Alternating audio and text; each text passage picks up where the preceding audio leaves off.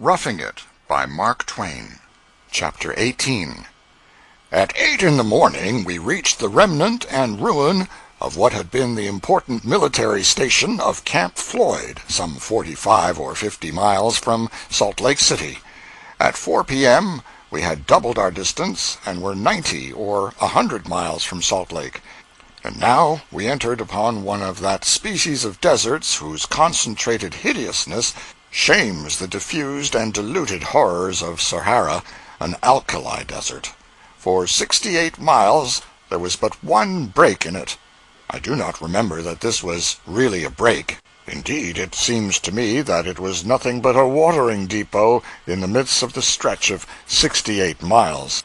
If my memory serves me, there was no well or spring at this place, but the water was hauled there by mule and ox teams from the further side of the desert. There was a stage station there. It was 45 miles from the beginning of the desert, and 23 from the end of it. We plowed and dragged and groped along the whole livelong night, and at the end of this uncomfortable 12 hours we finished the 45-mile part of the desert and got to the stage station where the imported water was. The sun was just rising. It was easy enough to cross the desert in the night while we were asleep, and it was pleasant to reflect in the morning that we in actual person had encountered an absolute desert, and could always speak knowingly of deserts in presence of the ignorant thenceforth. And it was pleasant also to reflect that this was not an obscure back-country desert, but a very celebrated one, the metropolis itself, as you may say. All this was very well and very comfortable and satisfactory, but now we were to cross a desert in daylight. This was fine, novel, romantic, dramatically adventurous. This indeed was worth living for, worth traveling for. We would write home all about it. This enthusiasm, this stern thirst for adventure, wilted under the sultry August sun, and did not last above 1 hour. One poor little hour. And then we were ashamed that we had gushed so. The poetry was all in the anticipation. There is none in the reality. Imagine a vast, waveless ocean stricken dead and turned to ashes. Imagine this solemn waste tufted with ash-dusted sage-bushes. Imagine the lifeless silence and solitude that belong to such a place. Imagine a coach creeping like a bug through the midst of this shoreless level, and sending up tumbled volumes of dust as if it were a bug that went by steam.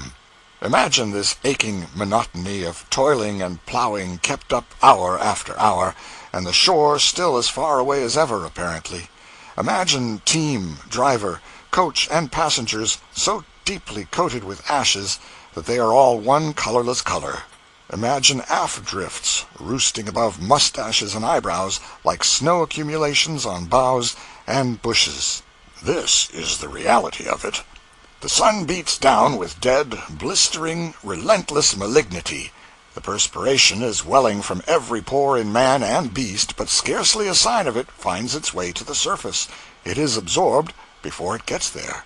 There is not the faintest breath of air stirring. There is not a merciful shred of cloud in all the brilliant firmament. There is not a living creature visible in any direction whither one searches the blank level that stretches its monotonous miles on every hand. There is not a sound, not a sigh, not a whisper, not a buzz, or a whir of wings, or distant pipe of bird, not even a sob from the lost souls that doubtless people that dead air. And so the occasional sneezing of the resting mules and the champing of the bits grate harshly on the grim stillness, not dissipating the spell, but accenting it, and making one feel more lonesome and forsaken than before. The mules, under violent swearing, coaxing, and whip-cracking, would make at stated intervals a spurt, and drag the coach 100 or maybe 200 yards, stirring up a billowy cloud of dust that rolled back, enveloping the vehicle to the wheel-tops or higher, and making it seem afloat in fog. Then a rest followed, with the usual sneezing and bit-champing. Then another spurt of 100 yards, and another rest at the end of it. All day long we kept this up, without water for the mules, and without ever changing the team. At least we kept it up 10 hours, which I take it is a day, and a pretty honest one, in an alkali desert. It was from 4 in the morning till 2 in the afternoon. And it was so hot, and so close. And our water canteens went dry in the middle of the day, and we got so thirsty. It was so stupid and tiresome and dull, and the tedious hours did lag and drag and limp along with such a cruel deliberation. It was so trying to give one's watch a good long undisturbed spell, and then take it out and find that it had been fooling away the time and not trying to get ahead any. The alkali dust cut through our lips, it persecuted our eyes, it ate through the delicate membranes and made our noses bleed and kept them bleeding, and truly and seriously the romance all faded far away and disappeared, and left the desert trip nothing but a harsh reality, a thirst, sweltering, longing, hateful reality.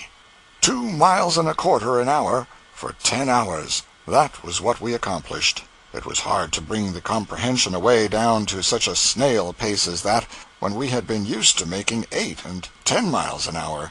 When we reached the station on the farther verge of the desert, we were glad for the first time that the dictionary was along, because we never could have found language to tell how glad we were in any sort of dictionary but an unabridged one with pictures in it. But there could not have been found in a whole library of dictionaries language sufficient to tell how tired those mules were after their 23-mile pull. To try to give the reader an idea of how thirsty they were would be to gild refined gold or paint the lily. Somehow, now that it is there, the quotation does not seem to fit. But no matter. Let it stay anyhow. I think it is a graceful and attractive thing, and therefore have tried time and time again to work it in where it would fit, but could not succeed. These efforts have kept my mind distracted and ill at ease, and made my narrative seem broken and disjointed in places. Under these circumstances it seems to me best to leave it in, as above, since this will afford at least a temporary respite from the wear and tear of trying to lead up to this really apt and beautiful quotation. End of chapter 18.